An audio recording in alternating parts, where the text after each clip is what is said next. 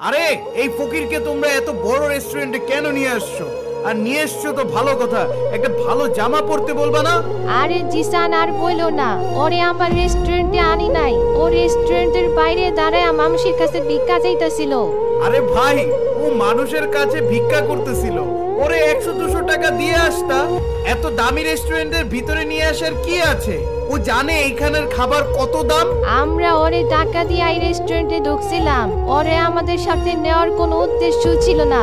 অদিতির জন্য সব হইছে, ওর জন্য আমরা ওরে এখানে নিয়ে আসছি।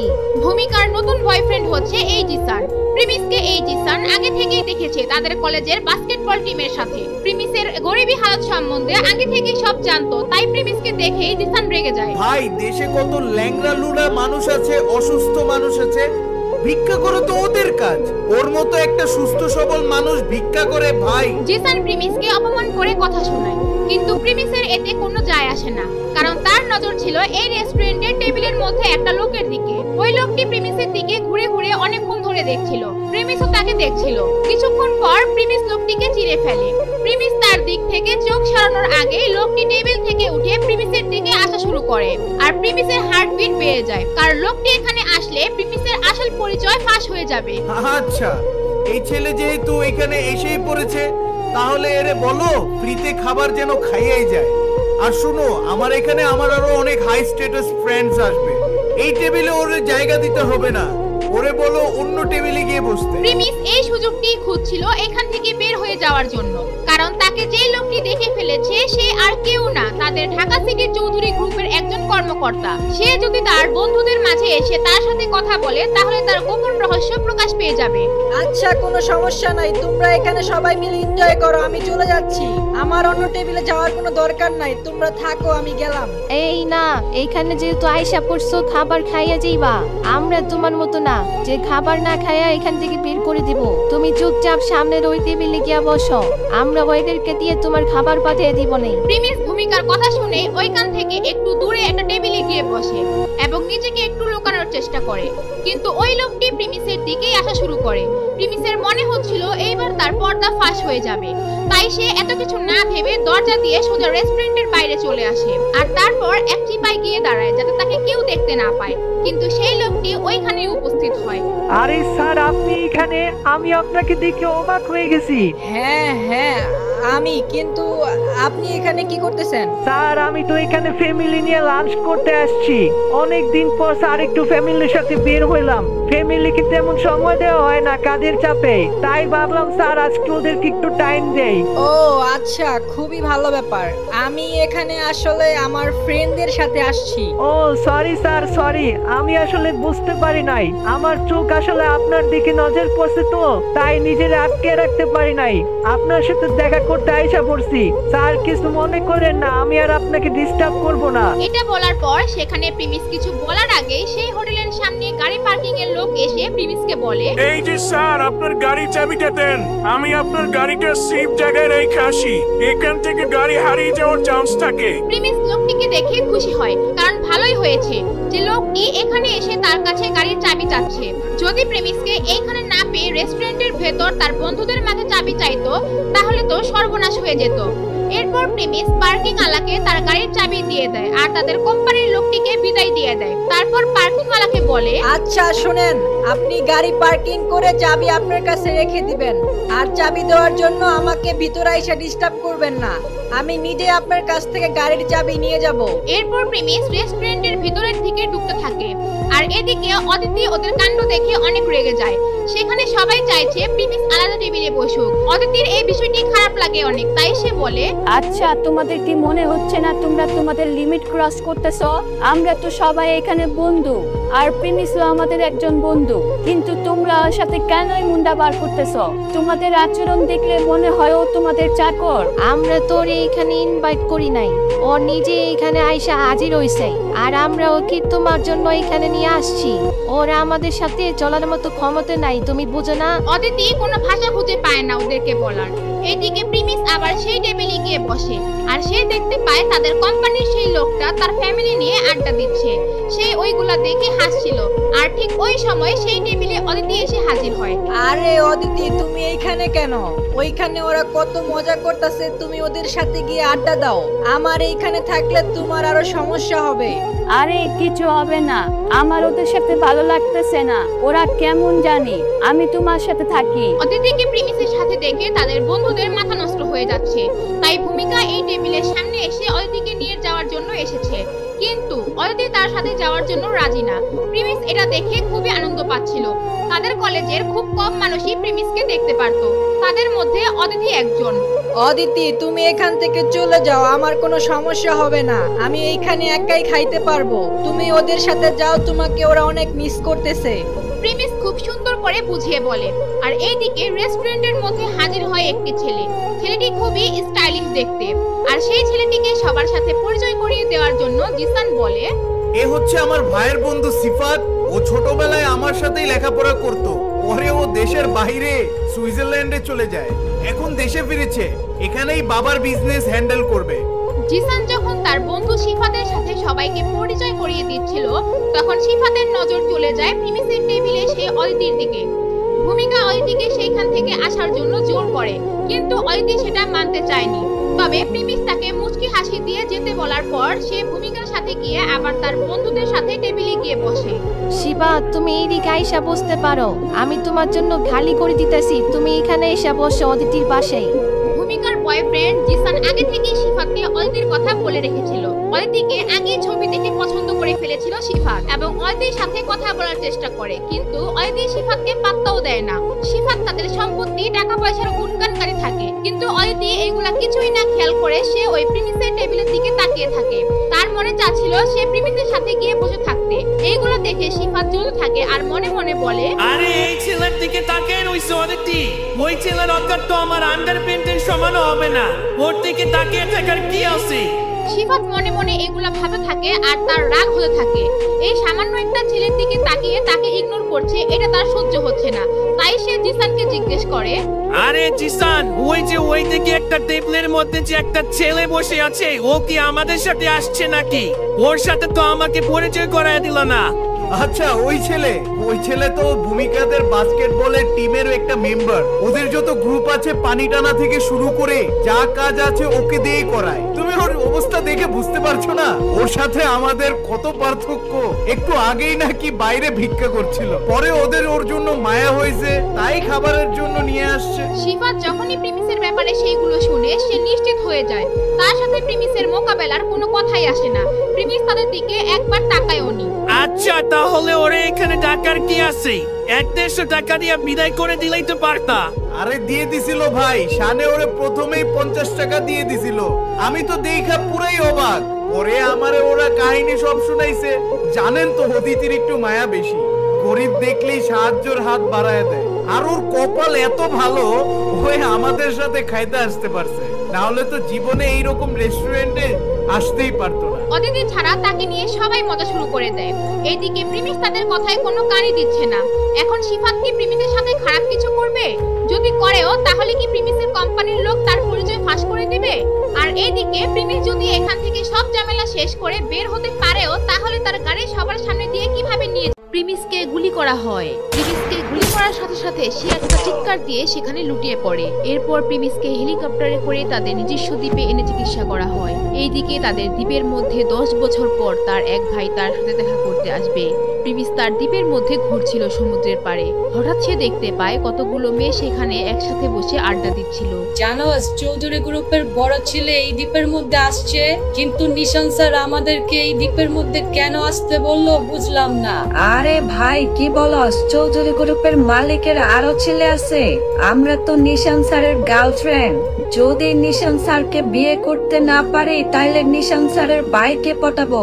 চৌধুরী গ্রুপের যে সম্পত্তি, আমাদের সবাইরেও যদি বউ বানায়, আমরা কোটিপতি হয়ে যাব। প্রিমিসের এই মেয়েগুলোর কথা শুনে মাথায় ঘাম চলে আসে। তাদের এই ডেঞ্জারাস কথাবার্তা শুনে সে অবাক হয়ে যায়, কিন্তু সে বুঝতে পারছিল না এই দ্বীপের মধ্যে আসলে এদের কাজ কি। কিছুক্ষণ পর যখন প্রিমিসের একটু কাছে আসে, সেখানে থাকা মেয়েগুলা প্রিমিসের দিকে রাগের নজরে তাকায় আর বলে, এই ছেলে, কে তুমি? এখানে কি করো? এতগুলা মেয়ের মাঝে তুমি এখানে কি করো? দেখো আমাদের দিকে কেমনে তাকা আছে। বেশরম কোথাকার, শরম নাই তোর? এখান থেকে এক্ষুনি যা। প্রিমিস এইগুলো শুনে লজ্জা বোধ করে। সে তাদের কথা শোনার আগেই চলে যেত, কিন্তু কাশি দেওয়ার কারণে তার এতগুলা কথা শোনা লাগলো। প্রিমিস চাইলে তাদের কথার জবাব দিতে পারত, কিন্তু সে সেটা করেনি। এইদিকে মোহিনী নামের মেয়েটি প্রিমিসের সামনের দিকে যেতে থাকে। মেয়েটি অনেক সুন্দর ছিল। প্রিমিস যখন মেয়েটির দিকে তাকায়, সেই মেয়েটি রেগে প্রিমিসকে বলে, কিরে ফকিন্নির বাচ্চা, তোর সাহস কিভাবে হয় তুই আমার দিকে তাকাস? তোর সাহস কিভাবে হলো এত সামনের থেকে তুই আমার দেখতেছ? তুই জানোস কত মানুষ আমার এত সামনে থেকে দেখার জন্য স্বপ্ন দেখে? শালা গরিবের বাচ্চা কই থেকে যায় সে পড়ে। এরপর মেয়েটি প্রিমিসের সামনে দিয়ে যাওয়ার সময় হোঁচট খেয়ে পড়ে যেতে নেয়, আর প্রিমিস কোনো রকমে মেয়েটিকে ধরে ফেলে। প্রিমিসের হাতে এবং পায়ে চোট থাকার কারণে সেও মেয়েটির উপরে পড়ে যায়। এরপর মেয়েটি উঠে প্রিমিসকে জোরে থাপ্পড় লাগিয়ে দেয় আর বলে, শয়তানের বাচ্চা শয়তান, তোর সাহস কিভাবে হয় তুই আমার গায়ে হাত দেস? তুই জানোস আমি কে? আমি চৌধুরী পরিবারের ছোট ছেলে নিশানের গার্লফ্রেন্ড। তুই তো শেষ, তোর আজকে খবর আছে। প্রিমিসকে ধমকি দিতে থাকে। এইগুলো দেখে বাকি মেয়েরাও সেই মেয়ের কাছে চলে আসে। যখন তারা শুনে এই মোহিনী ও নিশানের গার্লফ্রেন্ড, তারাও সেখানে ওই মেয়ের সাথে গিয়ে এক হয়। তুই আমার টাচ করে চেষ্টা করছ তাই না? দেখিস এইবার তোর কত বড় শাস্তি হয়। তোর হাতে তো বেশি চলে তাই না? কিছুক্ষণের মধ্যে দেখিস তোর কি অবস্থা হয়। তুই জানোস না তুই কি করছ? তুই কালে এখন চাইতে দেখবি। মেয়েটি পড়ে গিয়ে কিছুটা ঘাবড়ে গিয়েছিল। এর চেয়ে বেশি সে ভয় পাচ্ছে প্রিমিসকে সে ধমকি দিয়ে। সে জানে না কে এই ছেলে, কাকে সে ধমকি দিয়েছে। কিন্তু বাকি মেয়েরা মোহিনীর এমন ধমক দেখে তারাও শুরু করে দেয়। এই ফকিরের বাচ্চা এক নম্বর বেশরম। ওর সাহস কেমনে হয় মোহিনীর গায়ে হাত দেওয়ার? তোর কে এখানে মরতে মন চায়? বাঁচার কোনো ইচ্ছা নাই? তাইলে বল, সামনে সমুদ্র আছে, সবাই মিলে তোর ডুবাই দিয়ে আসি। এই ছেলে আমাদের দিকে সেই শুরু থেকে কেমনে যেন তাকায় ছিল। ঠিক আছে, আমি এখনই আয়ারল্যান্ডের লোকদেরকে ফোন দেই। এই ফকিরের বাচ্চারে তাদের কাছে ধরায় দে। আমরা এখানে যেই মেয়েরা আছি এদের মধ্যে যে কোনো একজন তো চৌধুরী পরিবারের ছেলের বউ হব। আয়ারল্যান্ডের লোকেরা আমাদের কথাই শুনবে। তারা সবাই এই আয়ারল্যান্ডের মালকিন হওয়ার স্বপ্ন দেখছিল, যেটার প্রিমিস আগে থেকেই মালিক ছিল। কিন্তু তার জামা কাপড়ের কারণে তারা তাকে চাকর ভাবছিল। প্রিমিস তাদের কিছু বলতে চায় না, তারা যা ভাবছে ভাবে থাকুক। সে তাদের কোনো কিছুই করতে চায় না, কিন্তু তার খারাপ লেগেছিল এই কারণে তাকে কিছু বলার সুযোগ দেওয়া হয়নি। এরপর প্রিমিস ওইখান থেকে চলে যেতে নিবে, ঠিক তখনই সেই মোহিনী তাকে ফোন দেয় যে তাদেরকে এই আইল্যান্ডে নিয়ে এসেছে। এরপর হঠাৎ সেখানে একজন হাজির হয়। আরে নিশান স্যার, আপনি এখানে? নাম শুনে বাকি মেয়েরা সবাই অনেক খুশি হয়ে যায়। এইদিকে মোহিনীরও নিশানের কথা শুনে তার রাগ কমে যায় আর নিশানের কাছে চলে যায়। কিন্তু সাথে সাথে মোলাকাত করার কিছুক্ষণ পর মোহিনী নিশানকে বলে, নিশান তুমি আসছ? তুমি যখন এখানে ছিল না এই চাকরের বাচ্চা আমার সাথে খারাপ কিছু করার চেষ্টা করছে। এই দেখো ওই ছেলে আমার সাথে এমন করছে। ও আমার গায়ে হাত দিছে আর আমার নিচে ফালায় দিছে। তুমি এই ফকিরের বাচ্চারে কঠিন একটা শাস্তি দাও। হ্যাঁ নিশান, ও শুধু মোহিনীর না, আমাদের সবার দিকে যেন কেমনে তাকায় ছিল। আমরা এখানে সবাই একসাথে খেলতেছিলাম আর ও আমাদের দিকে খারাপ নজরে তাকায় ছিল। কার এত বড় সাহস আমার গার্লফ্রেন্ডদের গায়ে হাত দেয়? কি আমার গার্লফ্রেন্ডের দিকে খারাপ নজর দিছে? মনে হয় ওর বাঁচার সৎ নাই, নাইলে নিশানার গার্লফ্রেন্ডের গায়ে হাত কেউ দেওয়ার চিন্তা কেমনে করে? দাঁড়াও, আমি ওরে এখনই দেখতাছি। এটা বলে নিশান প্রিমিসের দিকে আগাতে থাকে। নিশান যখন যাচ্ছিল প্রিমিসের দিকে, তার যেন কেন মনে হচ্ছিল পরিচিত কেউ। আর এদিকে মেয়েগুলা প্রিমিসের মার খাওয়া দেখার অপেক্ষায় মজা নিচ্ছিল। কিন্তু হঠাৎ কি যেন হয়, নিশান প্রিমিসের হাত ধরে কোলাকুলি করে। মেয়েগুলা সব হা করে তাকিয়ে থাকে। কি হবে এখন মেয়েগুলার সাথে? তারা প্রিমিসের সাথে এমন আচরণ করলো যার ভরসায় সেই ছেলে প্রিমিসের সাথে কোলাকুলি করছে। প্রিমিসের এত বড় সাহস, ও হসপিটালে আইসা পড়ছে। এই ওরে এখানে আসতে বলছে কে? আবার দেখ, ওর হাতের মধ্যে কি জানি প্যাকেট করে নিয়ে আসছে। আমি বুঝলাম না ভাই, আমি যেখানে যাই এই প্রিমিস কেন সেখানে আইসা পড়ে? আমি অ্যাক্সিডেন্ট করছি তাই ওকে মজা নিতে আসছে এখানে? আরে কোয়েল, প্রিমিস মনে হয় তোমার জন্য খাবার নিয়ে আসছে। ওর হাতে মনে হচ্ছে এগুলা খাবার। ও আমার জন্য খাবার নিয়ে আসবে আর আমি এগুলা খাবো? রাস্তার কোন ফুটপাত থেকে খাবার নিয়ে আসছে দেখো। আরে ভাই, ও কি জানেন না রোগীদের বাইরের খাবার খাইতে হয় না? অসুস্থ মানুষের জন্য বাইরের খাবার ঠিক না। প্রিমিসের হাতে যেই খাবারগুলো ছিল সেগুলো প্রিমিস শুধু তার বন্ধুদের জন্যই নিয়ে এসেছিল। প্রিমিসের এই হসপিটালে আসার কোনো উদ্দেশ্য উদ্দেশ্যই ছিল না। তবে খাবার ঠান্ডা হয়ে যাবে তাই ভেবে প্রিমিস তার বন্ধুদের জন্য খাবার নিয়ে আসে হসপিটালে। কিন্তু এখানে আসার পর তার বন্ধুরা মনে করে খাবারগুলো প্রিমিস কোয়েলের জন্য এনেছে। আর প্রিমিসের এখন এখানে এমন পরিস্থিতি হয়ে গিয়েছে যে সে নাও করতে পারছে না যে খাবার কোয়েলের জন্য আনেনি। এমন অবস্থায় প্রিমিস কি বলবে বুঝতে পারে না। আর ঠিক সেই সময় প্রিমিসের বন্ধু অমিত বলে, আরে প্রিমিস দোস্ত, তুই আমাদের কথা এত ভাবস? তুই জানোস আমরা এখন না খেয়ে আসি, আর এর জন্য তুই আমাদের জন্য খাবার নিয়ে আসছো। দেখছো সবাই প্রিমিস আমাদের কথা কত ভাবে। আমি তো জীবনেও ওর এই খাবার মুখেই দিব না। ওই থেকে কি নিয়ে আসছে আল্লাহ ভালো জানে। ওর মতো ছেলের কাছ থেকে কি আশা করা যায়? দেখো গিয়ে কোন এক সস্তা হোটেল থেকে 100 থেকে 200 টাকা খাবার নিয়ে আসছে। আরে কোয়েল, ও আমাদের কথা চিন্তা করে এই খাবারগুলো নিয়ে আসছি, আর তো কেউ তোমার জন্য এই খাবারটাও নিয়ে আসে নাই। আর তুমি ওকে এইভাবে বলতেছো, এটা কি ঠিক হচ্ছে? ও সব জায়গায় ঝামেলা করে। ও যে এই খাবার নিয়ে আসছে, এই হসপিটালে কেউ যদি দেখে যে কোয়েল গ্রুপের মতো কোম্পানির লোকেরা সস্তা খাবার খাইতেছে, আমাদের মান সম্মান থাকবে বলো? আরে দোস্ত, এই ছেলে ওই ছেলেটা না যে ছোটখাটো একটা রেস্টুরেন্টে ফুড ডেলিভারি কাজ করতো? এই ছেলের কাছে ভাই কি আর আশা করা যায়? দেখ, সর্বোচ্চ 200-300 টাকার ফ্রাইড রাইস নিয়ে আসছে তোর জন্য। এরপর ওইখানে প্রিমিসকে নিয়ে ওরা এভাবে হাসাহাসি করতে থাকে। আর এইদিকে রিমিনি নামে যে মেয়েটি ছিল, সে প্রিমিসকে হসপিটাল থেকে নামিয়ে যখন চলে যাচ্ছিল, হঠাৎ কিছু দূর যাওয়ার পর সে দেখে গাড়ির মধ্যে প্রিমিস একটি রুমাল রেখে গিয়েছে। সে ওই রুমালটি আবার প্রিমিসকে ফেরত দেওয়ার জন্য হসপিটালের দিকে রওনা হয়। রিমিনি যখন হসপিটালে আসবে প্রিমিসকে রুমাল ফেরত দিতে, তখন কি প্রিমিসের আসল পরিচয় ফাঁস হয়ে যাবে? এইদিকে হসপিটালের মধ্যে হাজির হয় শান্ত। শান্ত হচ্ছে সেই ছেলেটি যে কোয়েলের সাথে বাইক অ্যাক্সিডেন্ট করেছে। শান্ত যখন কোয়েলকে দেখার জন্য কোয়েলের সামনে যায়, তখন কোয়েল বলে, আরে শান্ত, তুমি আসছো আমাকে দেখতে, আমি তো অনেক খুশি হয়েছি। আচ্ছা, এখন তোমার শরীরের অবস্থা কেমন? আমি তো আলহামদুলিল্লাহ ভালোই আছি। আমি তো তেমন ব্যথাও পাই নাই, কিন্তু তুমি তো পড়ে গিয়ে একটু ব্যথা পেয়ে গেলা। আসলে আমার জন্যই তোমার আজকে এই অবস্থা। I am really sorry. আমার আসলে বাইকটা এইভাবে চালানো উচিত হয় নাই। আরে শান্ত, কি যে বলো, তোমার কোনো দোষই নেই। আরে আমি তো একটু বাইকে উঠা দুষ্টামি করতেছিলাম, আর এর জন্যই তুমি ব্যালেন্স হারাই ফেলছো। কোয়েলের শান্তর প্রতি দুর্বলতা থাকার কারণে অ্যাক্সিডেন্ট হওয়ার পরেও কোয়েল শান্তর হয়ে ভালো ভালো কথা বলছিল। কোয়েল আর শান্তর অ্যাক্সিডেন্টের পরেও তাদের মধ্যে এই প্রেম আলাপ সহ্য করতে না পেরে অমিত বলে, আরে হয়েছে, তোদের আলাপ শেষ হইলে এবার আমরা খাওয়া দাওয়া শুরু করি। অনেক খিদা লাগছে আমার। আমি তো জীবনেও এই খাবার খাবো না, আর আমার বন্ধুরাও কেউ খাবে না। এর চেয়ে ভালো আমি অর্ডার করতেছি সবার জন্য, এখানে এসে খাবার দিয়ে যাবে। এরপর যখনই খাবার অর্ডার করতে যাবে, সেই রুমের মধ্যে একজন মহিলা আসে। সেই মহিলাটি ছিল কোয়েলের আন্টি। মহিলাটি কোয়েলের থেকে বেশি বড় হবে না, সর্বোচ্চ 10 বছরের বড় হবে। কোয়েলের অ্যাক্সিডেন্টের কথা শুনে সে সরাসরি হসপিটালে চলে আসে। আর আসার পর সে বলে, এরপর ভূমিকা দেখে সিফাত একটি লাক্সারি কারের মধ্যে ধাক্কা লাগিয়ে দিয়েছে। প্রিমিস একটু দূরে দাঁড়িয়ে ছিল। যখন প্রিমিস দেখে সিফাত আর কারণ না, তার নিজের গাড়ির উপর ধাক্কা লাগিয়ে দিয়েছে, তখন প্রিমিসের অনেক রাগ হয়। এই গাড়িটার দাম 2-1 কোটি টাকার তো বেশি হবেই। এইটার মধ্যে যে ড্যামেজ হইছে, এখন এইটা ঠিক করতে গেলে কমপক্ষে 5-6 লাখ টাকা লাগবে। যার গাড়ি সে তো ছাড়বে না। আরে ভাই, আমি গাড়ি ঠিকই চালাইতেছিলাম, হঠাৎ আমার সাথে কি এমন হয়ে গেল।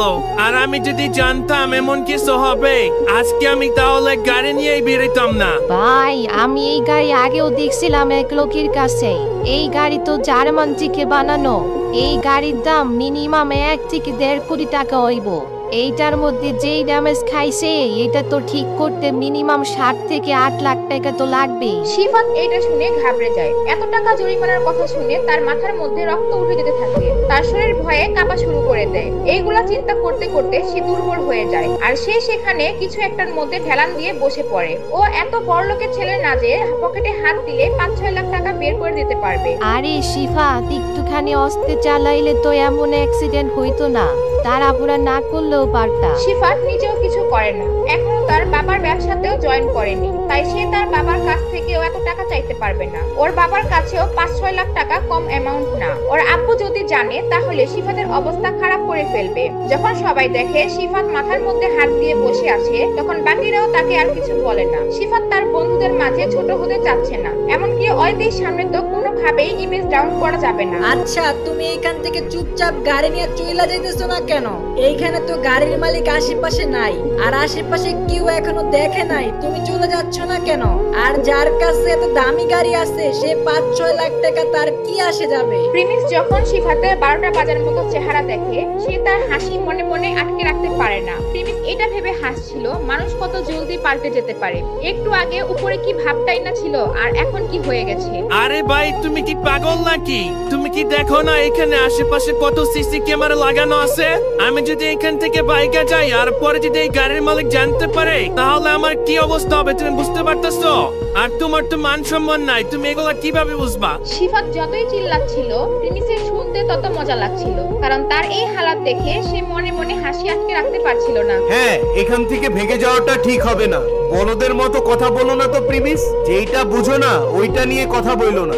আমিও ভাবি নাই প্রিমিস, তোমার জামা কাপড়ের মতো জঘন্য তোমার মেন্টালিটি। যদি আমাদের জায়গায় তুমি থাকতা তাহলে কি তুমি বাইরে যাইতা? হতেও পারে, তোমার তো শরম লজ্জা নাই।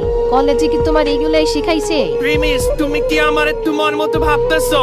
আমার কাছে এই 5-6 লাখ টাকা বেশি বড় অ্যামাউন্ট না।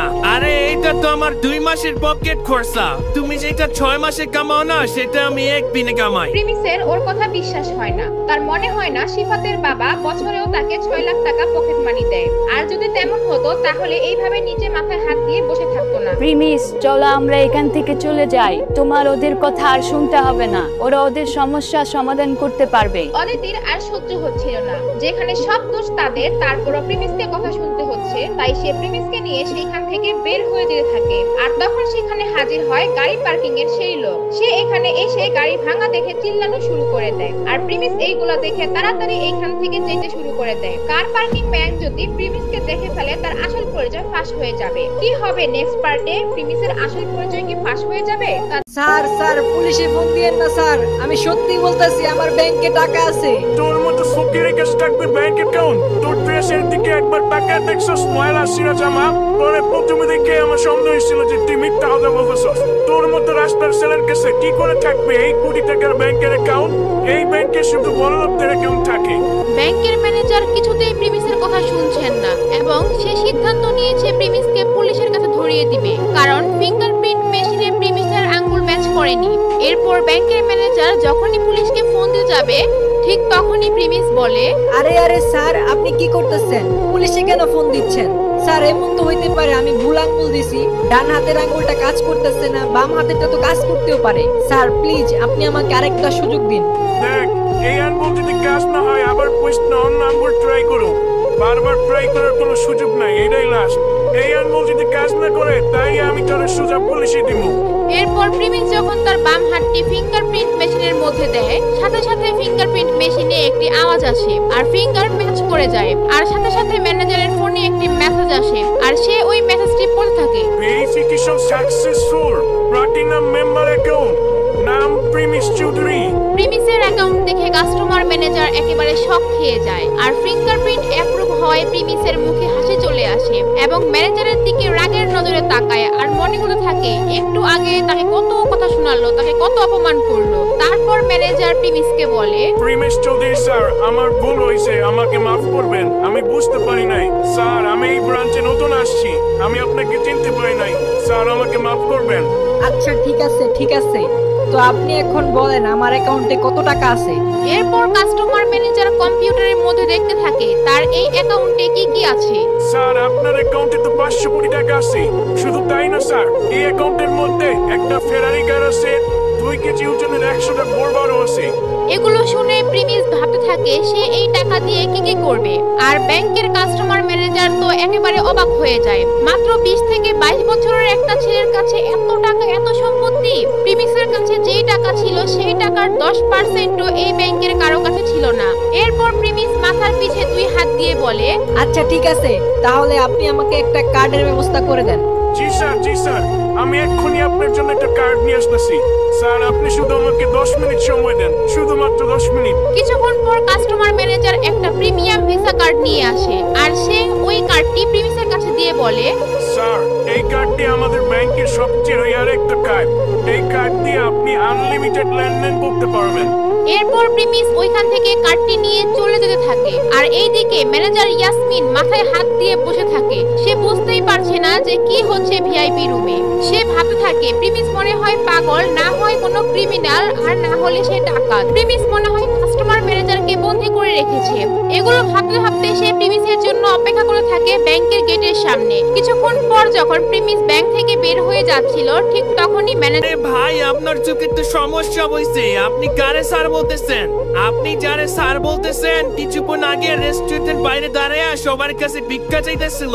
ওই ছেলে তো এই গাড়ির চাকাতে হাওয়া ভরতে পারবে না, আর আপনি ওকে কেন স্যার বলতেছেন? আমার চোখে সমস্যা হবে কেন? আমি কিছুক্ষণ আগে ওনার কাছ থেকে গাড়ির চাবি নিয়ে এই গাড়ি পার্ক করে আসলাম, আর তুই হাওয়া ভরার কথা বলতেছ? তুই আগে এটা ঠিক করছে এই গাড়ি যে ক্ষতি হয়েছে এটা কিভাবে তুই জরিমানা দিবি? আচ্ছা, ওদের জরিমানা দেওয়ার কোনো দরকার নাই। আর গাড়ি এমনি তো বেশি একটা ক্ষতি হয় নাই।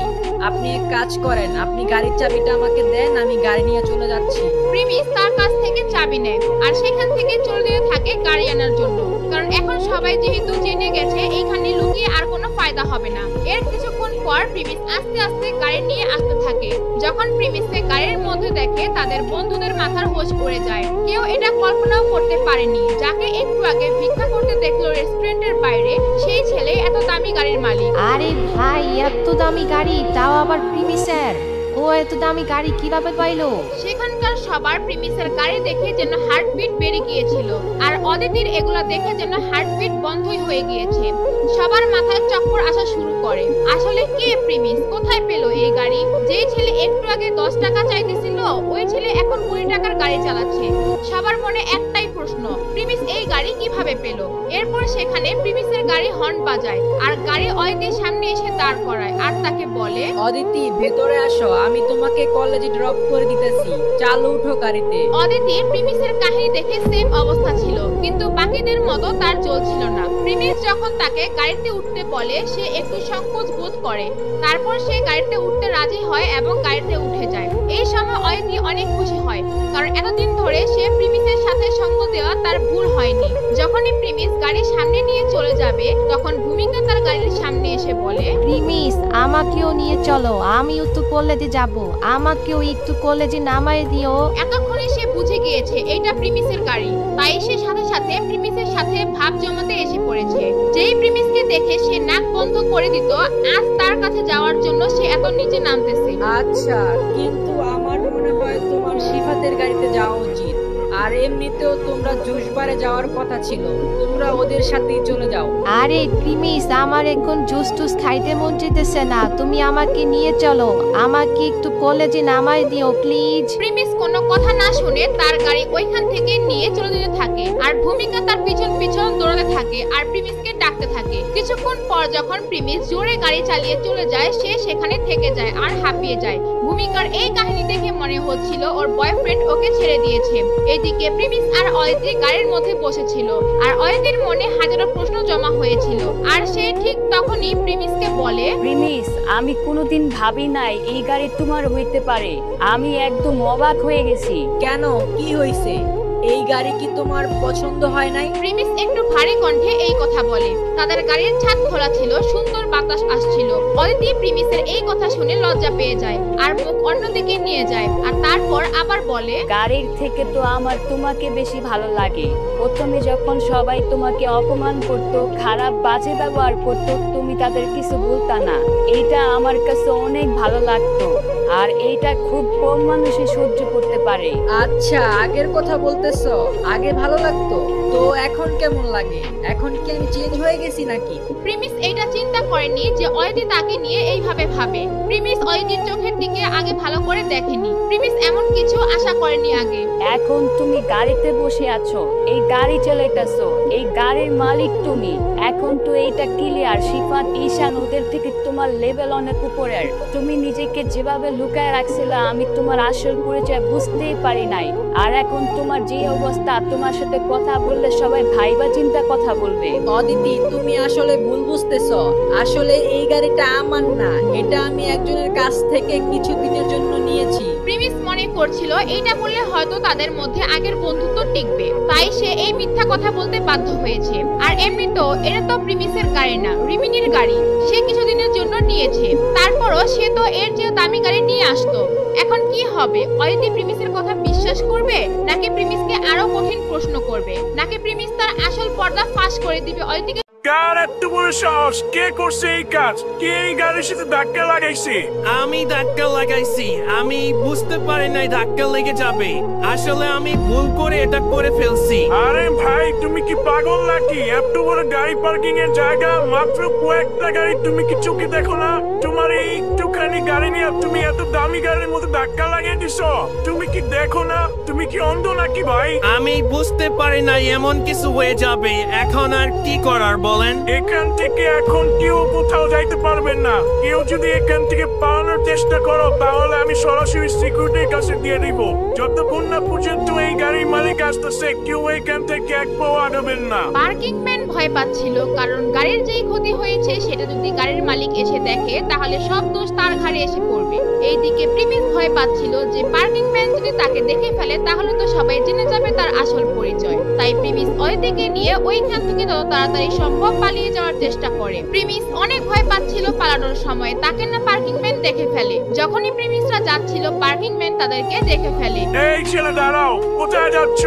আমি না কাউরে এখান থেকে যাইতে না করছি। যখন প্রিমিসকে পালিয়ে যেতে দেখে তখন পার্কিং ম্যান মনে করে সেই গাড়ি ভেঙেছে।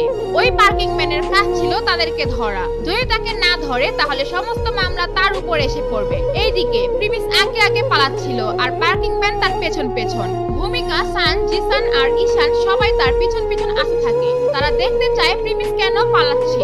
এটা খুবই লজ্জাজনক ব্যাপার ছিল, কিন্তু তারা দেখতে চাচ্ছিল পার্কিং ম্যান প্রিমিসকে কিভাবে মার দেয়। এই পাগলে বাড়তেছে কেন? দইরা কতগুলা মার দিলে ভালো হইব। প্রিমিসের সাথে যেহেতু অদিতি ছিল, প্রিমিস চাইলেও জোরে দৌড় দিতে পারছিল না। যদি সে একা থাকতো তাহলে সে এতক্ষণে পালিয়ে যেতে পারত।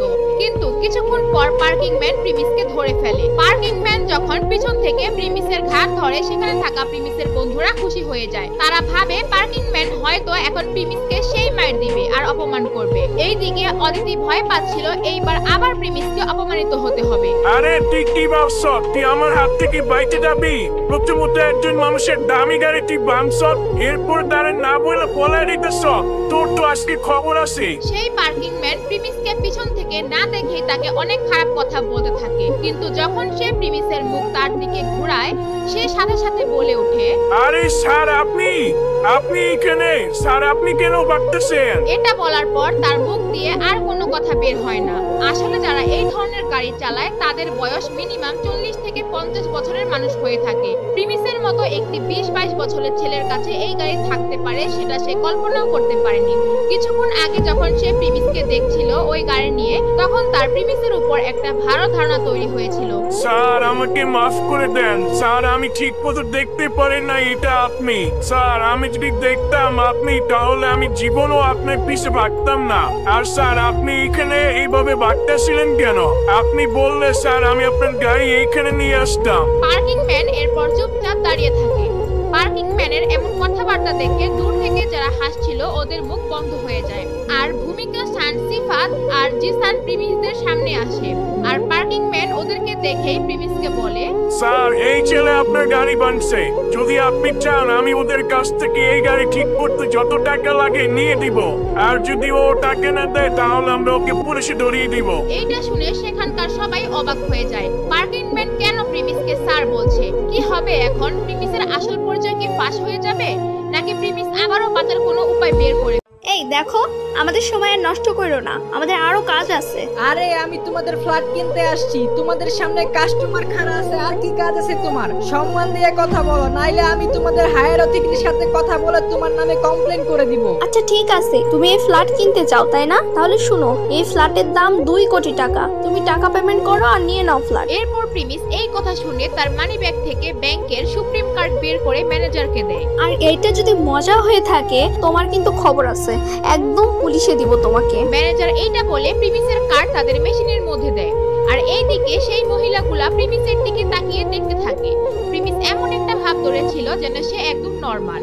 এরপর যখন প্রিমিস তার কার্ডের পিন দিয়ে পেমেন্ট করে দেয়, ম্যানেজার দেখতে পায় তাদের অ্যাকাউন্টে 2 কোটি টাকা জমা হয়ে গিয়েছে। বাপরে, 2 কোটি টাকার ডিপোজিট সাকসেসফুল। এরপর সবাই প্রিমিসের দিকে এমন ভাবে তাকিয়েছিল যেন তারা প্রথম এমন কোনো মানুষ দেখলো। 20-22 বছরের একটি ছেলে সবার মুখে একদম তালা লাগিয়ে দেয়। কেউ ভাবতেই পারেনি যে প্রিমিস এত বড়লোক হবে। কি হবে প্রিমিস যদি রাধিকাকে বলে তার জন্য একটা ফ্ল্যাট কিনেছে? রাধিকা প্রিমিসের আসল পরিচয় জানতে পারলে কি সে প্রিমিসের সাথে থাকবে? কি হতে যাচ্ছে সামনে দেখতে চাইলে সবগুলো পার্ট ধৈর্য সহকারে দেখতে থাকুন। স্যার, আপনি কি খাবেন? চা নাকি কফি, আর নাকি ঠান্ডা কিছু খাবেন? স্যার, আমি আসলে এক্সট্রিমলি সরি, আমি বুঝতে পারি নাই, আমাকে মাফ করবেন প্লিজ। স্যার আসেন, আমি আপনাকে এই ফ্ল্যাট সম্বন্ধে আরো কিছু বলি। ম্যানেজার প্রিমিসের সাথে যতটুকু সম্ভব মধুর কণ্ঠে কথা বলা শুরু করে দেয়, কিন্তু প্রিমিস তার কথার মাঝে তাকে থামিয়ে সে বলে, আমি জানি এটা কেমন ফ্ল্যাট, এটা আমাকে ইন্ট্রোডাকশন করার কিছু নাই। এটা অতটা সুন্দরও না, ছোট একটা ডিব্বার মতো, কিন্তু আমাদের কলেজের হোস্টেলের থেকে মোটামুটি ভালোই আছে। এর জন্য কিনে নিলাম যাতে কিছুদিন এখানে থাকা যায়। প্রিমিস ম্যানেজারকে পাত্তা না দিয়ে তার কথাগুলো বলতে থাকে। তার কথাগুলো শুনে মনে হচ্ছিল ম্যানেজার মনে হয় অনেক বড় ভুল করে ফেলেছে। 2 কোটি টাকা দামের একটা ফ্ল্যাটকে ডিব্বা বলা, এই শুনে ম্যানেজার হতাশ হয়ে যায়। তারা জানে না প্রিমিসের আসল পরিচয় কি।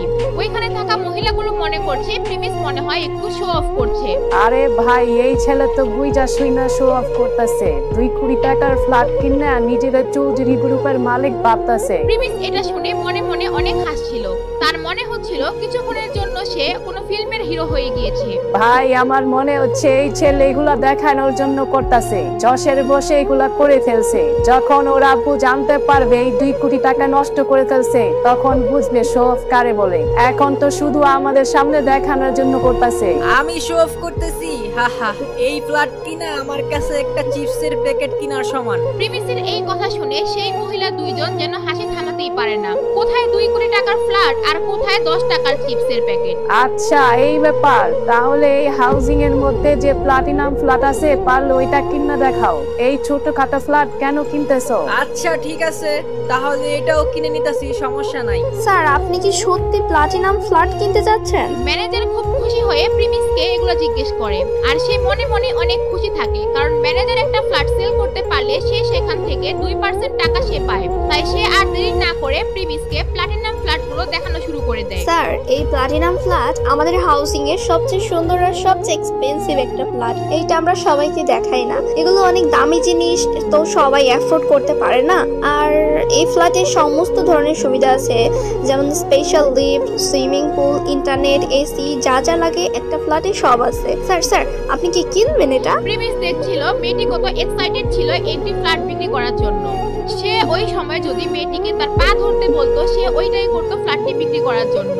আর এই ফ্ল্যাট বিক্রি করা এত সহজ না, এত দামি কাস্টমার খুব কম পাওয়া যায়। আর এই ফ্ল্যাটের দাম ছিল 15 কোটি টাকা। তোমার কি মনে হয় আমি এখানে মজা করতে বসে আছি?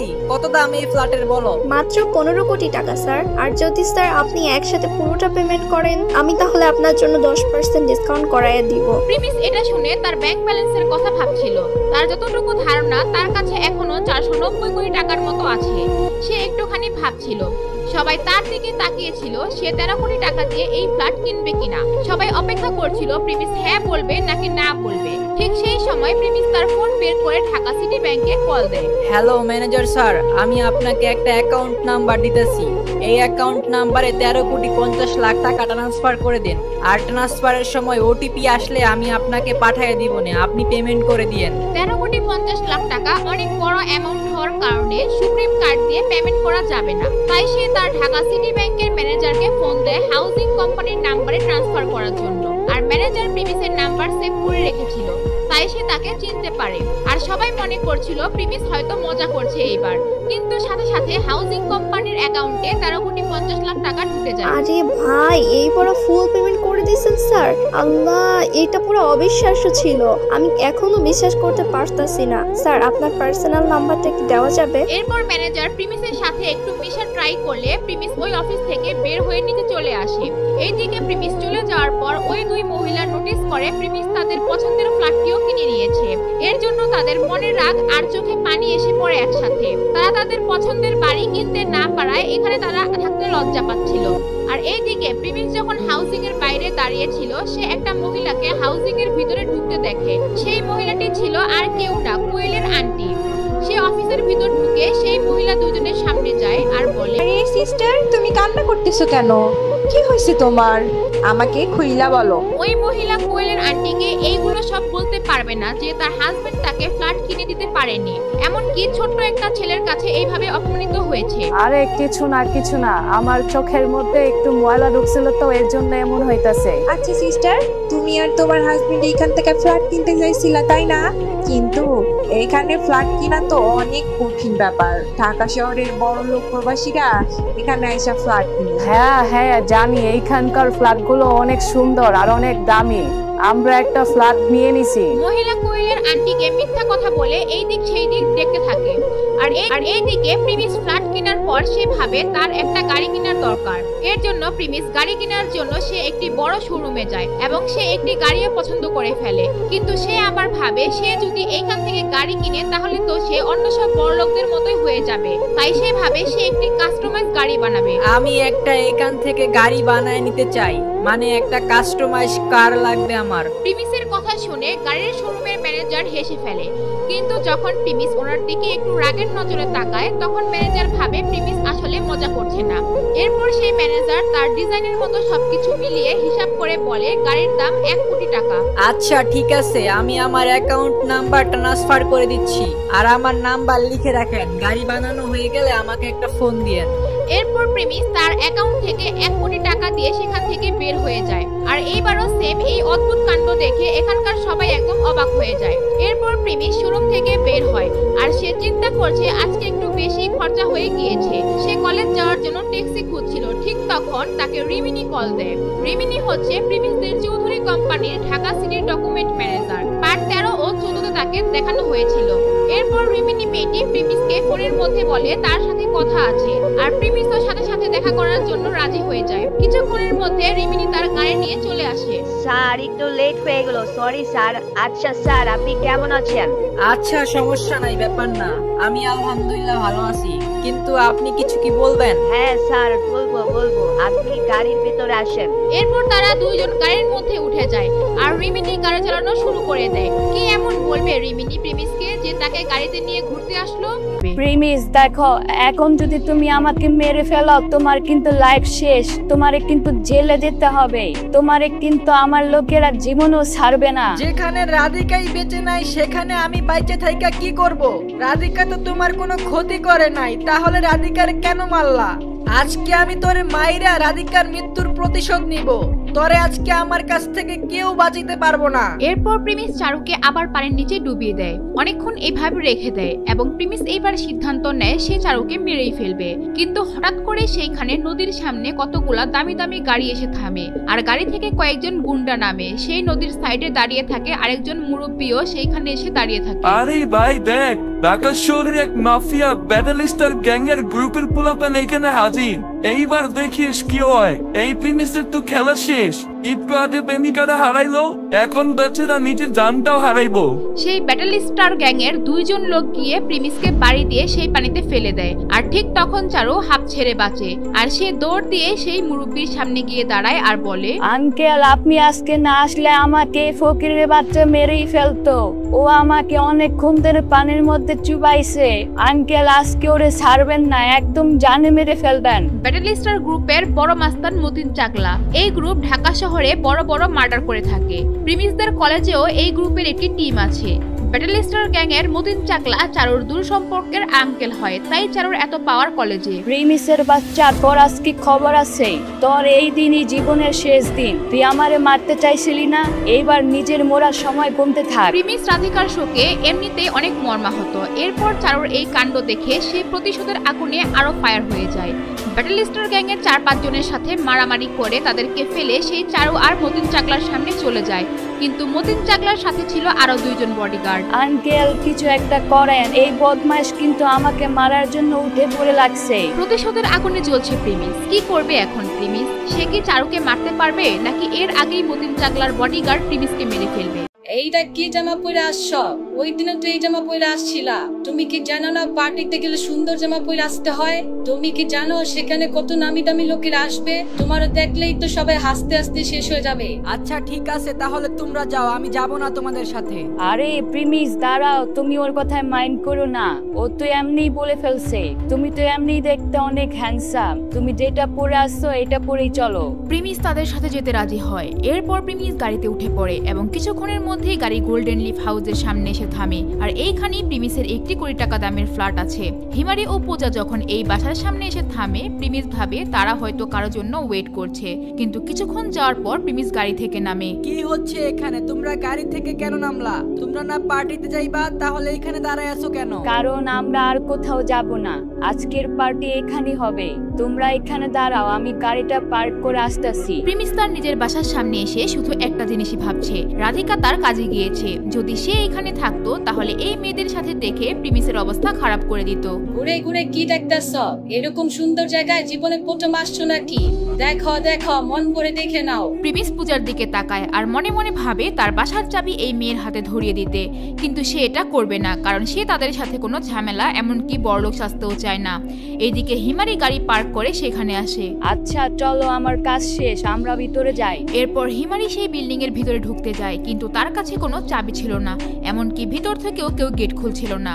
এই সময় একমাত্র প্রিমিসই পারবে এই গেট খুলতে। ঠিক তখনই প্রিমিস তার পকেট থেকে একটি কার্ড বের করে এবং কার্ডটি গেটের দিকে শো করে আর সাথে সাথে গেটটি খুলে যায়। তোমার কাছে এই বিল্ডিং এর চাবি কিভাবে আসলো? তুমি কার্ড কিভাবে পাইলা? হিমারি ও পূজা এটা দেখে একদম অবাক হয়ে যায়, কারণ এই বিল্ডিং এ যাদের ফ্ল্যাট আছে তাদের কাছে এই চাবি থাকে। আর এটা অনেক দামি একটি অ্যাপার্টমেন্ট, এখানে শুধু শহরের বড় লোকেরাই থাকে। তো এখানে প্রিমিসের মতো একটা ছেলে কিভাবে থাকে? আসলে আমি এইখানেই থাকি। কি ফালতু কথা বলতেছো? যা মুখে আসবে তাই বলে দিবা?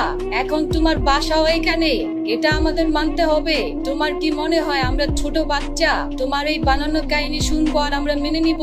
এখানে সবচেয়ে কম দামি যে ফ্ল্যাট সেটার দামও 2-3 কোটি টাকা। তোমার মতো একটা ছেলের কাছে তো টাকা কই থেকে আসবে? প্রিমিস পূজার দিকে তাকিয়ে থাকে আর ভাবতে থাকে সে আসলেই 2-3 বছরের বাচ্চার মতো আচরণ করছে, কারণ প্রিমিসের কাছে এই ফ্ল্যাট কিনা সামান্য ব্যাপার। তুমি মনে হয় জানো না, ওই দিন তুমি যখন ওইখান থেকে চলে যাও তখন আমরা তোমার কিছু বন্ধুদের সাথে দেখা করি। তারা আমাদেরকে বলে তোমার ব্যাপারে তুমি একটা ফকিরের বাচ্চা, কলেজে স্কলারশিপ নিয়ে তুমি পড়তাছো, এমনকি তুমি নাকি ফুড ডেলিভারি কাজও করো।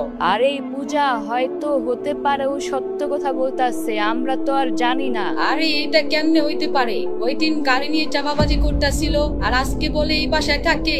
ও কি আমাদেরকে বলদ পাইছে? আরে তুমি চুপ করো, ও যা বলতাছে সত্যই বলতাছে, তুমি আর একটা কথাও বলবা না। হিমারি, আমার মনে হয় তোর মাথাও খারাপ হয়ে গেছে। আমার মনে হয় ও এইখানে পার্ট টাইম জব করে, আর না হয় এই বিল্ডিং এর কোনো কাজ করে, এর জন্য ওর কাছে চাবি আছে। পূজা কোনোভাবেই বিশ্বাস করতে পারছে না প্রিমিসের মতো একটা ছেলের কাছে এত দামি একটি বাসার চাবি থাকতে পারে, প্রিমিসের মতো একটা ছেলে এই বাসায় থাকতে পারে। এইদিকে হিমারিও চাচ্ছে না প্রিমিসকে অপমান করতে। তোমার কি আমাদের সাথে ভিতরে যাওয়ার সাহস আছে? যদি তুমি এখানে থেকে থাকো তাহলে তোমাকে কেউ না কেউ এখানে চিনবে। প্রিমিসের পূজার কোনো কথাই আসে যায় না, তার এই দুজনের সাথে কোনো সম্পর্ক নেই, তাই তাদের কোনো কথার গুরুত্ব প্রিমিসের কাছে নেই। তার কোনো প্রয়োজন নেই তাদের কাছে নিজের আসল পরিচয় প্রকাশ করার। এই ছেলে সব সময় মিথ্যা কথা বলে। আমি জানি তুমি হিমারিলে ধোঁকা দিতে চাইতাছো যাতে তুমি ওর লাইফে আসলে সুন্দর একটা জীবন কাটাতে পারো, কিন্তু আমি থাকতে কখনো এটা হতে দিব না। তুমি এরকম স্বপ্ন ভুলেও দেখো না। শোনো, তুমি এটা বলো না আমি তোমার বোনের কাছে আসছি। তোমার বোন নিজে আমার কাছে আসছে। যদি তোমাদের কাছে মনে হয় আমি তোমাদের সাথে মিথ্যা কথা বলতেছি তাহলে তোমরা দুজন পার্টিতে এনজয় করো, আমি তোমাদের সাথে যাব না। পূজা একদম চুপ করো, তুমি আর একটা কথা বলবা না, তুমি বেশি বুঝতাছো। তুমি যদি আর একটা কথা বলো তাহলে কিন্তু তোমার খবর আছে। পূজা অনেক বেশি বেশি বলে ফেলছিল। হিমারি দেখছিল পূজা প্রিমিসকে যেমন ছেলে ভাবছে আসলে প্রিমিস সেরকম ছেলে না। প্রিমিস, তুমি ওর কথায় কিছু মনে করো না, আসলে ও আমার ভালো একটা বন্ধু, এর জন্য আমার জন্য চিন্তা করে। তুমি চলো আমাদের সাথে, মনে হয় পার্টি অলরেডি শুরু হয়ে গেছে। এরপর তারা তিনজন সেই বিল্ডিং এর ভিতর ঢুকে পড়ে। ভিতরে অনেক সুন্দর সুন্দর জায়গা ছিল, কিন্তু প্রিমিস এখানে ডেইলি আসে, এর জন্য তার কাছে আহামরি কিছু মনে হচ্ছে না। কিন্তু হিমারি ও পূজার মন ভরে যায়। কিছুক্ষণ পর তারা দুইজন অনেক সুন্দর একটি ফ্ল্যাট দেখতে পায়, আর এটা দেখতে অনেকটা রাজমহলের মতো ছিল। এই ফ্ল্যাটের দাম 15 কোটি টাকা। আমি শুনছি এটা কোনো 20-22 বছরের ছেলে কিনছে। মনে হচ্ছে ওই ছেলের কাছে অনেক টাকা আছে। আর আমি এইখানের স্টাফদের কাছে শুনছি এই ছেলে নাকি এটা 1 মাস আগে কিনছে, আর ও নাকি এখন এই বাসায় উঠে নাই। হইতে পারে ওর কাছে এর চেয়ে দামি কোনো বাড়িও আছে। প্রিমিস পূজার কথা শুনে মনে মনে হাসতে থাকে। পূজা মনে করে প্রিমিস তার কথা শুনে হাসছে। প্রিমিস কোনো রকমের হাসি আটকায়, কিন্তু এটা দেখে পূজা আর চুপ থাকতে পারে না। আচ্ছা, তুমি বলতেছিলে না এখানে তোমার বাসা আছে, তো বলো তোমার ফ্ল্যাট কোনটা, দেখাও আমাদেরকে, আমরাও দেখতে চাই। প্রিমিস তার কথার কোনো জবাব দেয় না, কিন্তু সে ওই প্রিমিয়াম রাজমহলের মতো ফ্ল্যাটের দিকে তাকায়। সেটা দেখে পূজা মনে করে প্রিমিস সেই ফ্ল্যাটের কথাই বলছে। ওই দিকে কি দেখতেছ? তুমি তো এই ফ্ল্যাট তোমার জিন্দেগিতেও কিনতে পারবা না। চাপাবাজির একটা লিমিট আছে, তুমি আবার বইলা বসো না এই ফ্ল্যাট তোমার। এরপর তারা সেখান থেকে চলে যেতে থাকে। প্রিমিস এখনো তার হাসি আটকাতে পারে না। এখন তারা সেইখানে চলে আসে যেখানে পার্টি হচ্ছে। সেই পার্টির মধ্যে অনেক মানুষ এসেছে। সেখানে তারা এক একজন এক এক গ্রুপ করে কথা বলছে, আড্ডা দিচ্ছে। যখন তারা সেইখানে গিয়ে উপস্থিত হয়, তাদের সামনে পূজার ফ্রেন্ডরা চলে আসে। আরে পূজা, হিমারি, তোমরা চলে আসছো। তোমাদের জন্য আমরা কখন থেকে ওয়েট করতেছি। তোমাদের সাথে অনেক দিন ধরে দেখা হয় না। হিমারি, তুমি কিন্তু আগের চেয়ে অনেক বেশি সুন্দর হয়ে গেছো। মেয়েটির সাথে আরো কয়েকজন ছেলে ছিল। পূজা আর হিমারিকে দেখে তারা সেখানে জড়ো হয়, কিন্তু হঠাৎ প্রিমিসকে দেখে তারা অবাক হয়। এত বড় একটি পার্টির মধ্যে সাধারণ একটা জামা পরে কিভাবে এখানে আসলো? এইটা কে আর কি পরে আসছে? ওরে দেখা তো মনে হইতেছে বাইরে যে ঠেলা গাড়ি ঠেলে না, ওই ছেলেটা। কি একটা ড্রেস পরে চলে আসছে। ভাই, এত বড় পার্টির মধ্যে কিভাবে আসলো? আমার তো মনে হয় এই পার্টিতে শোভন ভাই ওকে ইনভাইটই করে নাই। প্রিমিসের তাদের কথায় কোনো যায় আসে না, কারণ সে যখন কোনো বড় পার্টিতে যায় সেখানে লোকেরা এমনই আচরণ করে, তাই তাদের কথায় কোনো কান দেয় না প্রিমিস। আমার মনে হয় তুমি কোনো ভুল জায়গায় চলে আসছো। এখানে পার্টি চলতেছে, কোনো কাজের দরকার নাই। তুমি দেখতাছো না এখানে কেমন মানুষের আসছে? সবাই এমন ভাবে প্রিমিসকে দেখছে যেন প্রিমিস কোনো নায়ক, আর এখানে শুটিং চলছে। এরকম একটা অবস্থা, সবাই প্রিমিসকে ঘৃণার নজরে দেখছে। প্রিমিসের এমন ড্রেস তারা কেউই সহ্য করতে পারছে না। তোমার কি মনে হয় তুমি আমাদের মতোই? তুমি জানো না তোমার মতো ছেলেদের পার্টি এত বড় জায়গায় হয় না? তাই সেখানে যাও, এখানে আমাদের সময় নষ্ট করো না। এটা বলার পর ছেলেটি প্রিমিসকে ধাক্কা দিতে আসে, কিন্তু এর আগেই পূজা সেখানে তাদের উদ্দেশ্যে বলে, আরে এত তারা কিসের? ও এখানে ভুল করে আসে নাই, এমনকি ও আমাদের সাথে আসছে। কি বলতাছো? ও তোমাদের সাথে আসছে? তোমাদের কি মাথা খারাপ নাকি? আমাদের সাথে মজা নিতাছো? ওর নাম প্রিমিস, ওরে আন্ডার এস্টিমেট কইরো না। এইটা কোনো সাধারণ ছেলে না। পূজার কথা শুনে তাদের সবার মুখে হাসি চলে আসে। তাদের হাসি আসছে কারণ প্রিমিসের মতো একটা সাধারণ ছেলে বড়লোক হওয়ার তো কোনো চান্সই নেই। প্রিমিস কিছুদিন আগে একটা গাড়ি অর্ডার করে, যার দাম 1 কোটি টাকার বেশি। এমনকি সেটা এমন একটা গাড়ি যেটা দুনিয়ার মধ্যে খুব কমই আছে। প্রিমিসকে সেই গাড়ি দিতে দেরি করতেছিল, এর জন্য ও গাড়ির মালিককে 10 লাখ টাকা দেয় যাতে তাড়াতাড়ি পেয়ে যায়। পূজা একটু বাড়িয়ে বলছিল এবং কথা বলার সময় মুচকি মুচকি হাসছিল। তারা তো মনে করছিল পূজা সত্যি কথা বলছে, কিন্তু তার হাসি দেখে তারা বুঝতে পারে যে সে মজা করছে। তোমরা কি জানো, আমরা যখন এখানে আসতেছিলাম ভিতরে, প্রিমিস সাহেব আমাদেরকে বলতেছিল তার বাসা নাকি এই বিল্ডিং এর মধ্যে আছে। যখন আমরা তাকে জিজ্ঞেস করি আপনার বাসা কোনটা, তখন সে আমাদেরকে এই বিল্ডিং এর স্পেশাল 15 কোটি টাকা দামের বাড়িটা দেখায়। পূজার কথা শুনে বাকিরা মুচকি হাসা শুরু করে দেয়, আর এইবার প্রিমিসের মাথা গরম হয়ে যায়। সে তার হাতের মুঠ শক্ত করে ফেলে। এবার মনে হয় সে পূজার গায়ে হাত দিয়ে বসবে, নাকি হিমারি এবার মুখ খুলবে। প্রিমিসের আসল পরিচয় কি, তাকে এই পার্টিতে প্রকাশ হবে, নাকি এইবারও প্রিমিস? কিছুক্ষণ পর সোনাইরা তার মোবাইলের কভার খুলে প্রিমিসের মুখে ছুঁড়ে মারে আর বলে, যেহেতু তোর সাথে আমার ব্রেকআপ হয়ে গেছে, আমি চাই না তোর দেওয়া ফালতু বেকার জিনিস আমার কাছে রাখতে। এর চেয়ে ভালো তোর জিনিস তোর কাছে রাইখা দে। প্রিমিস সোনাইরাকে কিছুই বলে না, আর সেই কভারটা টেবিলের উপর উঠিয়ে রাখে। বেবি, তোমার মোবাইলের কভার গিফট করছে? মোবাইলের কভার আবার কেউ কাউরে গিফট করে নাকি?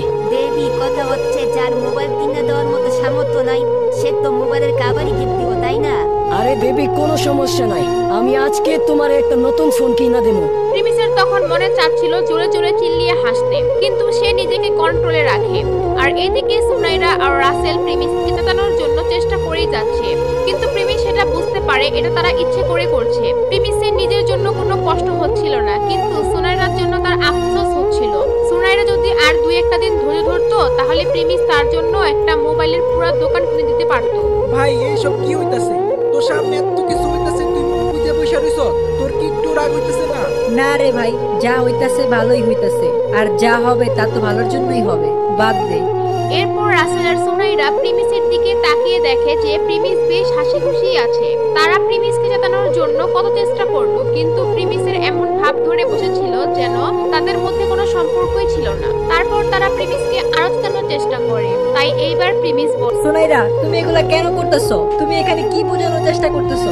এই কথা শুনে সুনাইরার বয়ফ্রেন্ড রাসেল চেতে যায় আর সে রেগে বলে, এই ফকিন্নির পোলা চুপ কর।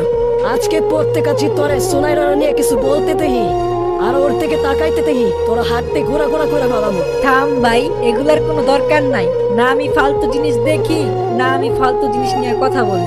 এই কথা শুনে তো রাসেল আরো রেগে যায়। আর এইদিকে প্রিমিসের কথা বলা দেখে তার বন্ধু দিবস তো একেবারে অবাক হয়ে যায়। যেই ছেলেটা এতদিন চুপচাপ ছিল সে এত কথার জবাব দিচ্ছে আজকে।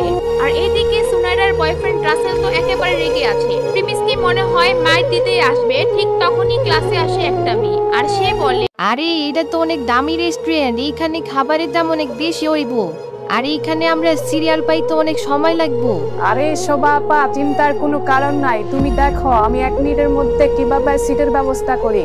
গতবার যখন আলবাহার রেস্টুরেন্টে জ্যোতির্মা এসেছিল তখন প্রিমিসের জন্য তারা এই রেস্টুরেন্টে স্পেশাল সুবিধা পেয়েছিল। সে মনে করছে ম্যানেজার এখনো তাকে স্পেশাল সার্ভিস দিবে। আরে ভাই, এটা আমাদের গ্রাম না যে বললাম আর আমাদেরকে সিটের ব্যবস্থা করে দিবে। শুধু শুধু ঝামেলা করো না, পরে কিন্তু মান সম্মান হারানো লাগবে। আরে ভাই প্যারা নাই, আমি জানি এইখানে সবাই সিট বুকিং করতে পারে না। এটা আমার বা হাতের কাজ। আমার মেয়ের হবু জামাই আকাশ অনেক বড় খানদানের পোলা। লাস্ট যখন আমরা এই রেস্টুরেন্টে আসছিলাম তখন অনেক ভিড় ছিল, কিন্তু আকাশ আমাদেরকে 1 মিনিটের মধ্যে টেবিল বুক করে দিছিল। আরে ভাই কস কি, আমার তো বিশ্বাসই হইতেছে না। আমি তো শুনছি এই হোটেল অনেক কড়া, কোনো নিয়ম সহজে ভাঙে না। আরে আমার মেয়ের হবু জামাই অনেক পাওয়ারফুল। ও শুধু আমাদের জন্য সিট বুকিং করে নাই, আমাদের সবাইকে এই রেস্টুরেন্টে ফ্রিতেও খাওয়াইছে। এই রেস্টুরেন্টের ম্যানেজার আকাশকে দেখে স্পেশাল ভাবে আপ্যায়ন করেছিল। এরপর জ্যোতির্মা সোজা সিট বুকিং এর জন্য ম্যানেজারের কাছে যায়। তবে সেইখানে ম্যানেজারকে না পাওয়ায় ওয়েটারের সাথে তার কথা হয়। আচ্ছা, আপনি আমাদের জন্য একটা টেবিল বুক করে দিতে পারবেন? আমি এইখানে আমার বন্ধুকে নিয়ে অনেকক্ষণ ধরে অপেক্ষা করতেছি। না ম্যাডাম, আই এম সরি, আমি আপনাকে এইভাবে সিট বুকিং করে দিতে পারবো না। আপনার নাম্বার যখন আসবে সিরিয়ালে তখন আপনি সিট বুক করতে পারবেন। আমি ওয়েট করতে পারবো না দেখাই তো আপনার কাছে আসছি। আপনি আমাকে চিনেন না, আমি কে? আমার এখনই সিট লাগবে। ম্যাডাম, আমি আপনাকে এইভাবে টেবিল দিতে পারবো না। আপনার টেবিল নেওয়ার জন্য অবশ্যই অপেক্ষা করতে হবে, তাছাড়া অন্য কোনো উপায় নাই। তুমি জানো না তুমি কার সাথে কথা বলতাছো? তুমি জানো না আমি কে? আমার সাথে ঝামেলা করার চেষ্টাও করো না। তুমি যদি এখন আমার সিট বুকিং না করো তাহলে কিন্তু তোমার চাকরিও না থাকতে পারে। ম্যাডাম, আমি আপনার সাথে ঝামেলা করতেছি না, আমি শুধু আমার রুলস ফলো করতেছি। এখন আমাদের কাছে আসলে কোনো টেবিল খালি নাই। আপনার আমাদের এখানে যদি খাবার খাইতে হয় তাহলে অবশ্যই ওয়েট করা লাগবে। কিছুক্ষণ পর টেবিল খালি হবে, আপনি তখন আইসেন। তুমি ম্যানেজারকে ডাক দাও, আমার তোমার সাথে কোনো কথা বলার ইচ্ছা নাই। আমি ম্যানেজারের সাথে কথা বলবো, তুমি উনাকে ডাক দাও। জ্যোতির্মা ভাবে এই ওয়েটার হয়তো ওই দিন তাকে দেখেনি, তাই হয়তো তার সাথে এমন ব্যবহার করছে। ম্যাডাম, আমাদের ম্যানেজার স্যার এখন বিজি আছে, এজন্য আমি এখন তাকে ডাকতেও পারবো না। যদি আপনি আর কিছু বলতে চান তাহলে আমার কাছে বলতে পারেন। জ্যোতির্মা বুঝতে পারে ওয়েটার এইখানে ঝামেলা করতে পারে, আর ওই দিক থেকে তার বান্ধবী শোভাও দূর থেকে দেখছে। যদি চেঁচামেচি করে তাহলে ওর সামনেও তার মান সম্মান চলে যাবে। তাই সে ওয়েটারকে আবার বলে, দেখো তুমি আমার কথা বোঝার চেষ্টা করো। আমার সাথে আমার এক বন্ধু আসছে। যদি আজকে লেট করার কারণে উনাকে সঠিক টাইমে খাবার খাওয়াতে না পারি, আমার পরিবারে 10 থেকে 15 লাখ টাকা লস হয়ে যাবে। আচ্ছা, তুমি কি এখন আমার জন্য একটা টেবিল খালি করে দিতে পারবা? আমি তোমাকে প্রমিস করতেছি আমি তোমাকে 1000 টাকা দিব। ম্যাডাম, সবকিছু আপনার সামনে পরিষ্কার। আপনি দেখতেছেন আমাদের রেস্টুরেন্টের সব সিট একদম ফুল। আমাদের এখানে সব সিট বুকিং। শুধু এখানে একটা স্পেশাল রুম আছে, সেটা অনেক এক্সপেন্সিভ। আমাদের সেই রুমের চার্জ 5000 টাকা শুধু এখানে বসার জন্যই। আমার মনে হয় আপনি সেটা নিতে চাইবেন না, তাই আপনাকে সেটা বলি নাই। স্পেশাল রুম খালি আছে, এটা তুমি আমার আগে কেন বলো নাই? আমরা শুধু শুধু এত কথা বলতেছি। জ্যোতির্মা মনে মনে ভাবছে সে আগের বার যে স্পেশাল রুমে ফ্রিতে ঢুকতে পেরেছিল, আবার সেইখানকার স্পেশাল খাবার ফ্রিতে পেয়েছিল, এইবারও সে সেম অফারটাই পাবে। ম্যাডাম, আপনি কি সত্যি স্পেশাল রুম বুক করতে চান? আরে এটা তুমি কি প্রশ্ন করতেছো? তোমার মনে হয় আমি ওইখানে বসে কোনোদিন খাবার খাই নাই, কোনোদিন ওইখানে বসে স্পেশাল খাবার খাই নাই? ওয়েটার যখন জ্যোতির্মার এমন কনফিডেন্স দেখে সে আর কিছুই বলে না। এরপর জ্যোতির্মা তার বান্ধবী শোভাকে নিয়ে ওয়েটারের সাথে সেই স্পেশাল রুমে প্রবেশ করে। আরে ভাই, এটা তো অনেক দামি জায়গা মনে হচ্ছে। ভাই, আমার মনে হচ্ছে এইখানকার খাবারের দাম অনেক বেশি হবে। আরে শোভা আপা, তুমি কোনো চিন্তাই করো না, আজকের ট্রিট পুরো আমার তরফ থেকে দিতাছি। তুমি শুধু খাবারের দিকে দেখো, বাকি সব আমার দেখতে দাও। শোভা এই রুমের ডেকোরেশন দেখে অনেক খুশি হয়, তবে সে ঢোকার পর খাবারের বিলের জন্য অনেক ভয় পাচ্ছিল। তবে জ্যোতির্মার এমন কনফিডেন্স দেখে সে কিছুটা ভয় কম পেয়েছে। আমরা এখানে গত সপ্তাহে আসছিলাম। গত সপ্তাহে আমরা যে স্পেশাল খাবার খাইছি সেটা অনেক সুস্বাদু ছিল। আজকে আমরা সেইটাই অর্ডার করব। এরপর সেখানে সেই প্রথম দিনের ওয়েটার আসে, যে আসলে এই স্পেশাল রুমের খাবার সার্ভ করে। ওয়েটার, আমরা গত সপ্তাহে এইখানে এসে যে স্পেশাল খাবার খেয়েছিলাম সেইগুলো আমাদের জন্য ব্যবস্থা করেন। ম্যাডাম, ওই দিন তো আপনারা 4-5 জন ছিলেন, আজকে তো মাত্র 2 জন। এখন শুধু 2 জনে কি এই খাবার খেতে পারবেন? আমি তোমাকে যেটা করতে বলছি তুমি শুধু ওইটাই করো। যদি আমরা খাবার শেষ করতে না পারি তাহলে তুমি সেটা নিয়ে নিও। তোমার এত ফালতু চিন্তা করার কোনো দরকার নাই। জ্যোতির্মা অনেক ভাব দেখিয়ে কথাগুলো বলে। এখন চাইলেও সে তার ডিসিশন চেঞ্জ করতে পারবে না। যখন সে এইগুলা বলে, ওয়েটার সেখান থেকে চলে যায়। আজকে একটা বিশাল কাহিনী হতে যাচ্ছে। তোমার মন তো অনেক বড় ভাই। আমি যদি তোমার জায়গায় থাকতাম তাইলে তো জীবনও এইখানে এসে বসার কথা ভাবতাম না। যখন শোভা দেখে এত সুন্দর একটা স্পেশাল জায়গায় তাকে নিয়ে এসেছে, সে অনেক খুশি হয়ে যায়। এইদিকে জ্যোতির্মা জানে না গতবার সে আকাশের জন্য না, প্রিমিসের কারণে সে এখানে খাবার খেতে পেরেছিল। আরে তুমি এগুলা কি বলতাছো? তুমি এখানে কোনোদিন আসো নাই, কিন্তু যখন আরো 2-3 বার আসবা তখন বুঝতে পারবা এটা আসলে তেমন কিছু না। জ্যোতির্মা ভাব নিতে শুরু করে, কিন্তু মনে মনে তার ভেতরে হঠাৎ দুশ্চিন্তা শুরু হয়। এইদিকে ওয়েটার একের পর এক নতুন স্পেশাল খাবারের ডিশ টেবিলে এনে রাখছে। শোভা আপা, তাড়াতাড়ি খাবার খাওয়া শুরু করো। এটার পর স্পেশাল কাশ্মীরি শরবত আসবে, ওইটা আরো অনেক বেশি সুস্বাদু। তারা দুইজন উড়াধুরা খাবার খাওয়া শুরু করে দেয়। ঠিক তখনই আলবাহারের সেই স্পেশাল রুমের মধ্যে হাজির হয় রেস্টুরেন্টের ম্যানেজার। যখন তাদের এই স্পেশাল রুম কেউ বুক করে, তখন ম্যানেজার সাহেব একবার না একবার তাদের সাথে এসে দেখা করেন। ম্যানেজার যখন এসে জ্যোতির্মাকে দেখে সে অবাক হয়ে যায়, কারণ গত সপ্তাহে ম্যানেজার প্রিমিসের সাথে এদেরকে দেখে অনেক বিরক্ত হয়েছিল। আপনাদের খাবার কেমন লাগছে? আমি আপনাদের জন্য শরবতের ব্যবস্থা করতেছি। তাছাড়া আপনাদের কোনো কিছু প্রয়োজন হলে অবশ্যই আমাদেরকে বলবেন। এরপর ম্যানেজার তাদের জন্য শরবতের ব্যবস্থা করেন। ম্যানেজার শুধু তাড়াহুড়া করছে তার যতটুকু কাজ সেটা শেষ করে এখান থেকে চলে যাওয়ার জন্য। ম্যানেজার সাহেব, 1 মিনিট। আপনি আমাদেরকে এখন যে শরবতটি এনে দিলেন এটা তো অনেক সস্তা মনে হচ্ছে। যদি আপনি আমাদেরকে শরবত খাওয়াইতেই চান তাহলে গতবার আপনি আমাদের জন্য যেই স্পেশাল কাশ্মীরি শরবতটি নিয়ে আসছিলেন ওইটা নিয়ে আসেন। ঠিক আছে, আমি তাহলে এক্ষুনি যাচ্ছি, আপনাদের জন্য শরবতের ব্যবস্থা করতেছি। ম্যানেজার আর দেরি করেন না, দ্রুত সেখান থেকে সে শরবত আনার জন্য চলে যায়। সে এই মুরব্বী মহিলাদের সামনে আর এক মুহূর্ত থাকতে চায় না। আরে ভাই, এই ম্যানেজার তো আসলে অনেক হ্যান্ডসাম। আরে শোভা আপা, তোমার এই রেস্টুরেন্টের ম্যানেজার কি পছন্দ হয়ে গেছে? আমি চাইলে তার সাথে তোমার বন্ধুত্ব করায় দিতে পারো। কি বলতাছো? সে তো কত বড় রেস্টুরেন্টের ম্যানেজার, সে তোমার কথা কেন শুনবে? তোমার বিশ্বাস হচ্ছে না তাই তো? একটু পরেই তুমি বুঝতে পারবা ও আমার কথা শুনে কি শুনে না। আরে কি বলতেছো তুমি? সত্যি নাকি? আমার তো বিশ্বাসই হচ্ছে না। এরপর সেই রুমের মধ্যে ম্যানেজার স্পেশাল কাশ্মীরি শরবত নিয়ে আসে এবং সেই শরবত তাদেরকে সার্ভ করে দেয় এবং তারা সেই শরবত খাওয়া শুরু করে। খাবার প্রায় শেষের দিকে। জ্যোতির্মা ভাবছে তাদেরকে আজকেও সব খাবার ফ্রিতেই খাওয়াচ্ছে। কি হবে যখন ম্যানেজার এতগুলো টাকার বিল তাদের হাতে